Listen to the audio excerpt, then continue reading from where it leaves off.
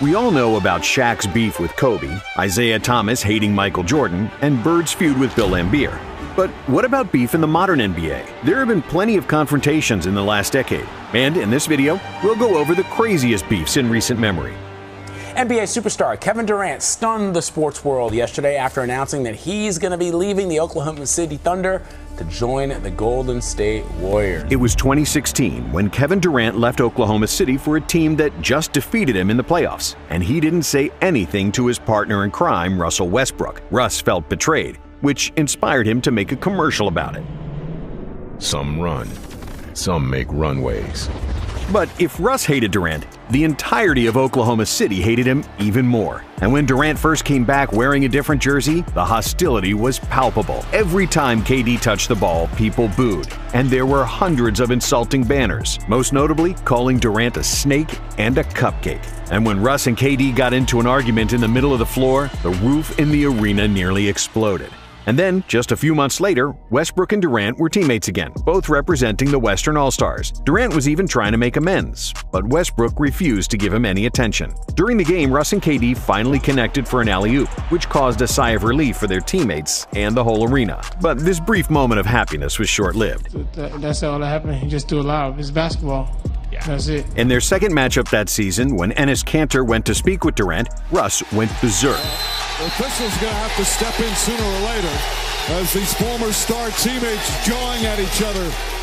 However, over the years, this beef cooled off, and Durant and Westbrook are back to being friends.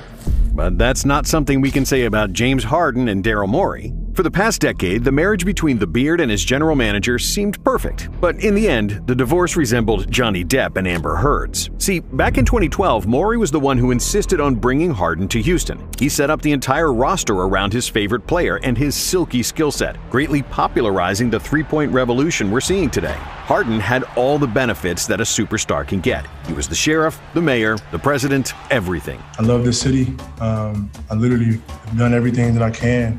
I mean, this situation is crazy. You know, it's something that I don't think can be fixed, so. But when the ring eluded the Rockets, the Beard fled to Brooklyn. And when it didn't work out there, Daryl Morey grabbed him and reunited with James. After his first season in Philadelphia, Harden took approximately $14 million less than what he was supposed to get with a player option, so the team could sign veteran forward P.J. Tucker. From the outside, it looked like a noble move from Harden. But don't be fooled. James and Morey had an agreement in principle that would sign Harden for a maximum deal in the next offseason, worth over $200 million.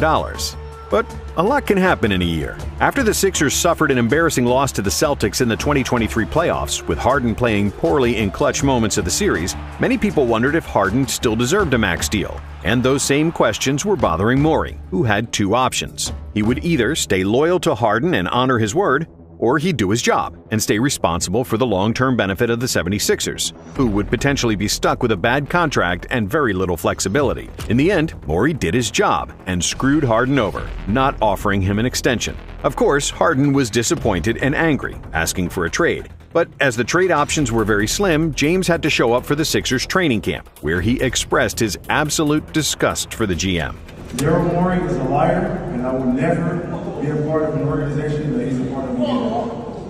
Thank you, man. It appears James Harden has gotten his wish. Sources told ESPN overnight the Sixers agreed to a complicated deal, sending Harden to the LA Clippers. Ultimately, his wish was granted, and he got traded to the Clippers. But it's safe to say that he'll never earn $200 million from an NBA contract again. Next question. However, this is not the only notable Harden beef. Before his dispute with Morey, he hated somebody else, Giannis Antetokounmpo. Back in 2018, these two were in the middle of a fierce battle for MVP. Giannis had played one of the most versatile seasons in NBA history, averaging 28, 12, and 6, with over a steal and a block per game, and shot 58% from the field. On the other hand, there was Harden, who had arguably the best scoring season ever, apart from a couple of guys named Wilt and Michael. The Beard averaged 36 points, 6 rebounds, and 7.5 assists, including a streak of 32 games with 30 points or more. However, the MVP went to Giannis, and naturally Harden was disappointed, making several comments about the injustice he suffered. But the actual beef started the next season, with a little help from Charles Barkley. I'm between Kemba and Trae Young. Wait, you don't want the dribbler? I want somebody that's going to pass the ball. That's what I want. Giannis Antetokounmpo makes a joke on the air about, I want to take someone who can pass. I'm taking Kemba Walker instead of James Harden. I average more assists than him, I think. I don't see what the joke is, but I didn't even see it. You know, I don't pay attention to stuff like that. I just know none of them can mess with me. But while this was lighthearted banter, Antetokounmpo took it up a notch when he played against the Rockets. Offensively, we were just trying to, find whoever James Harden was guarding. That's who we thought we were going to have the opportunity to score on. Now it became personal, and Harden had to give a rebuttal. But I wish I could just run and with 7 feet and run and just dunk. Like, that takes no skill at all. I got to actually learn how to play basketball and how to have skill, I'll take that any day. Another pair of current All-Stars had a very fun beef. And thankfully, this one happened on the court and not just through the media. In the 2022 playoffs, the Phoenix Suns took a 2-0 lead against the Mavericks. And when the reporters asked about Luka's defense and targeting him in the pick and roll, Devin Booker and Chris Paul looked at each other and laughed. But Luka soon proved that mocking him wasn't such a good idea, as Dallas won the next 2 games and tied the series. But the Suns didn't learn, and they had to do it again. In Game 5 of the series, the Suns were winning the game when Devin Booker drove to the basket and got fouled, after which he rolled all over the floor and mockingly named this move. After the game, as he was walking out of the tunnel, Luka shouted out Michael Jordan's famous phrase. And Luka was always the one to back up his trash talk. The Mavs won Game 6 in a blowout, but it was only a teaser to an incoming storm. For Game 7 in Phoenix, where the Suns had won every game of the series, they suddenly couldn't buy a bucket. The Suns ended the first half with a 30-point deficit, and Luka scored as many points as the entire Suns team. Before the end of the third quarter, Phoenix was down by 46 points. Jason Kidd, Luka, and Spencer Dinwiddie has sucked all the energy out of this building. It was the biggest embarrassment the NBA has ever seen in a Game 7, and Booker had to eat a big slice of humble pie. What's the relationship like right now with Devin Booker? It's good. However, that wasn't the end. On March 5th, 2023, the rivalry was reignited as Booker and Doncic got face-to-face once more. After Luka missed the potential game-tying layup late in the game, Booker started to trash-talk Luka, and teammates had to separate them from fighting. It's fine. It's just a competitive game, man. It's all good. Just next time, don't wait till it's 3 seconds left to talk. And if there's anyone in the NBA who talks for the entire game, Dillon Brooks is definitely one of those players, and one of the biggest NBA villains. A guy who gets in people's faces, trash talks, and taunts. But back in 2021, he was the one getting taunted by none other than LeBron James. After he made several clutch shots over Brooks, the King gave him a too small gesture, and the Canadian swingman never forgot it. 2 years later, after a game where he and several of his teammates nearly got into a fight with Shannon Sharpe, Brooks was in a revengeful mood, bragging about guarding LeBron. He doesn't want to go left. I was just making him go left all game. Then he would settle or he would pass the ball. But this was just a prelude of more beef to come. As the 7th-seeded Lakers advanced through the play-in to play the Grizzlies, Brooks was brimming with confidence. I don't mind playing LeBron in a 7-game series and knocking him out right away. And after a great performance in Game 2, where he bothered LeBron all night and helped the Grizzlies win, Brooks was again feeling himself. I don't care, he's old. I poke bears. I don't respect no one until they come and give me 40. He's LeBron James. But, when I'm on that floor, you're just another player to me.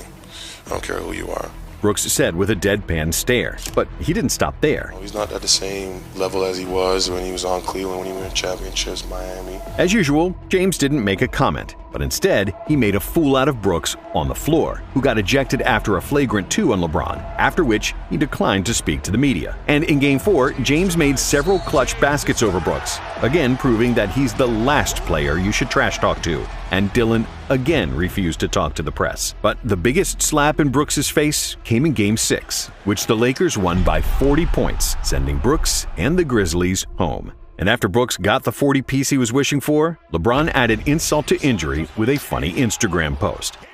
So it's probably better not to mess with LeBron, which Draymond Green found out the hard way. Since he entered the NBA, Draymond has had beef with more than a dozen players. Early in his career, it was Blake Griffin and Chris Paul. But his latest and current ongoing feud is with Rudy Gobert. Early in the 2024 season, Dre got ejected for choking Gobert, after which he also received a 5-game suspension from the NBA.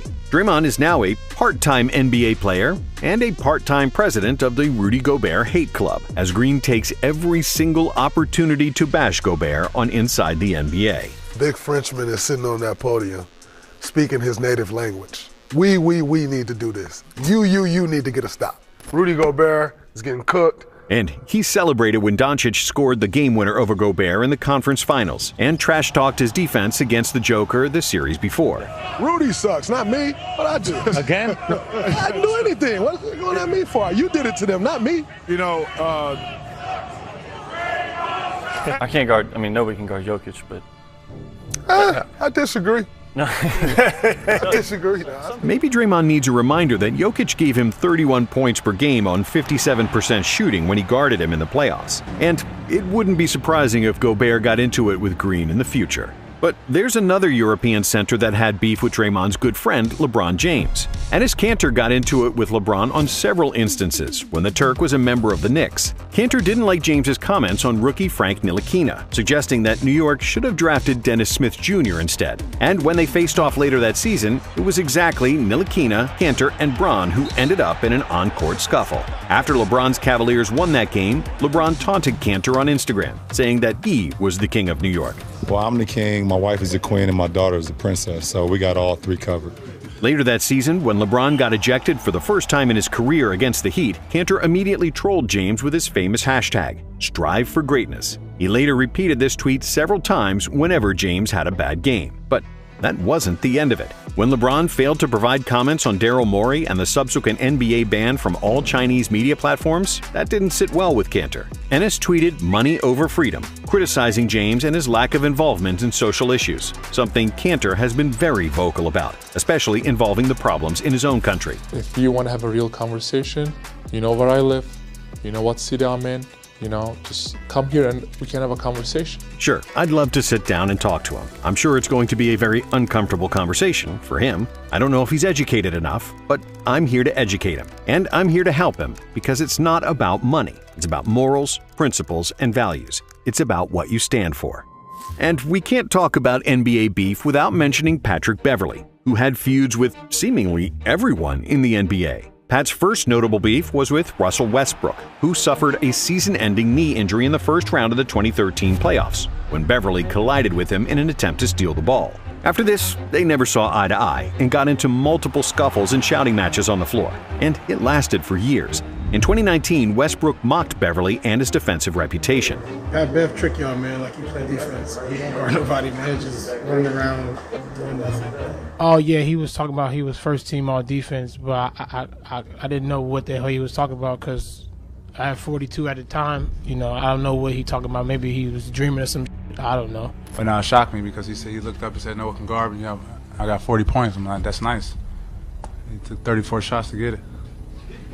But Pat Bev didn't rest there, and he feuded with other all-star players at his position, namely Chris Paul and Damian Lillard. People don't understand. Me and Chris, what we have has been going on since I was in high school. You push him, whoa. You know Chris, man. Pat hated CP3 for years, ever since he was in high school, and that energy spilled over to the NBA, most notably when he made a guest appearance on ESPN. Man, ain't nobody worried about Chris Paul when he played Phoenix Suns. Nobody in the NBA. With Lillard, the beef started in the 2020 NBA bubble, when Beverley clapped over two of Lillard's missed free throws. He also mocked Lillard's Dame Time celebration, and Lillard responded on social media, calling him a con man, like Flip from above the rim. And Tyrese Halliburton shared the same feelings towards Beverley. In the middle of the 2024 Bucks-Pacers series, Beverley severely downplayed Halliburton's playmaking skills. What have you seen trying to defend Halliburton in this series?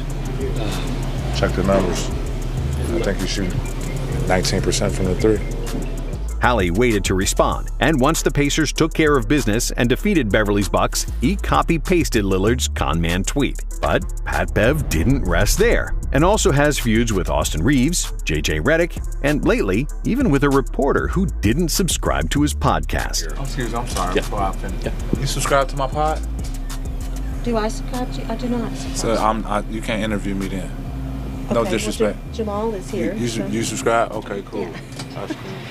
And while we're talking about sensitive people, we can't forget about Mr. Sensitive himself, Dr. Shaquille O'Neal. Even in retirement, Shaq can't stand people who stand up to him without immediately mentioning his 4 rings and other accomplishments. The newest member of the Shaq Beef Club is Shannon Sharpe, but the most notable example has to be JaVale McGee. Just for old time's sake, can you say his name one time? JaVale McGee! After he repeatedly mocked him on Inside the NBA and his Shaq'd in a Fool segment, McGee responded that he's negatively impacting his career. O'Neal then responded by calling him a bum-ass, and McGee replied that Shaq was an old bastard. It got way uglier after that, with Kevin Durant stepping in to defend McGee, and it ultimately ended when Shaq's mother asked him to stop the foolishness and quit feuding with JaVale. It didn't get out of hand, but my mother is someone who I love and respect, and she told me to stop it and don't bring it up again, so I'm not going to talk about it ever again. His name won't ever come out my mouth ever again.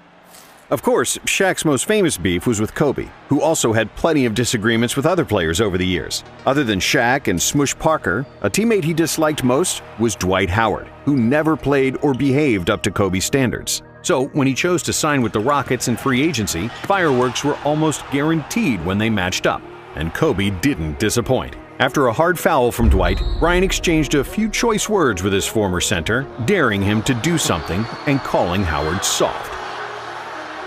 A very similar beef happened with Jimmy Butler, who didn't like the intensity of his teammates when he was in Minnesota.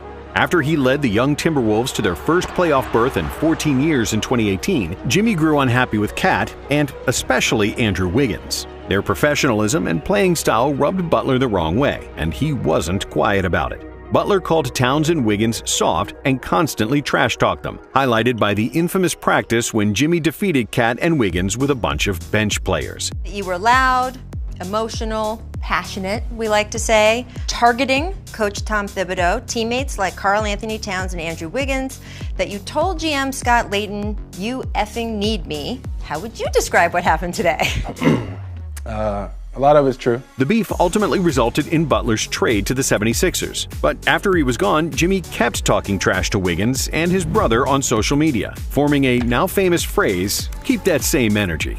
And Butler's most recent feud came at the expense of TJ Warren, which started in the 2020 playoffs. The pair got tangled up during the game, exchanged some heated words, after which Warren got ejected, and Jimmy blew him a kiss as he walked off the court. The tension between the pair spilled over into the post-game press conferences, with Butler not mincing his words about his opponent. He's not even in my fucking league, like nowhere near me. And if I was their coach, I would never put him on me ever again.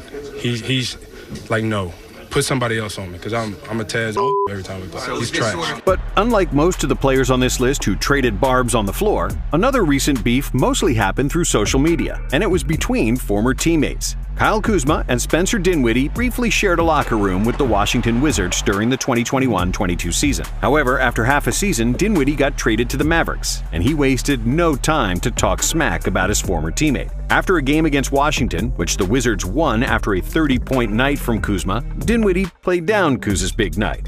They're not playing for nothing for real. You know what I mean? Like, at the end of the day, for them, it's a showcase. They over there trying to get paid. They're not trying to play winning basketball. Naturally, Kuzma was not a fan of what Dinwiddie said, so he replied on Twitter. The funny thing is, they don't play winning basketball. Kuzma wrote because the Mavs were also out of the playoff picture. But Dinwiddie didn't stop there, throwing shade at Kuzma's focus and work ethic. I think if we look at, him and the way he approaches life, fame, all that stuff, that we could see that his priorities tend to vary, right? Like, that's why he dressed the way he does. He, approaches basketball the way he does. But in DC, if you got 3 max dudes, Porzingis, Brad, and Kuz, like, how you miss the playoff? Like, none of these things make sense. You know what I'm saying? Unless your priorities aren't in order. Of course, Kuz was quick to talk back. The Wizards and I have so much real estate on Din Shitty Island. This guy got signed by a team for over $60 million and was traded before the following season was over. What in the world have you won in this league? LOL, you've been bounced around like a basketball, my boy. And last but not least, we have another beef that had nothing to do with basketball. When D'Angelo Russell played with Nick Young on the Lakers, Russell tried to prank Young by recording him when he talked about his romantic exploits, including cheating on his fiancée, Iggy Azalea.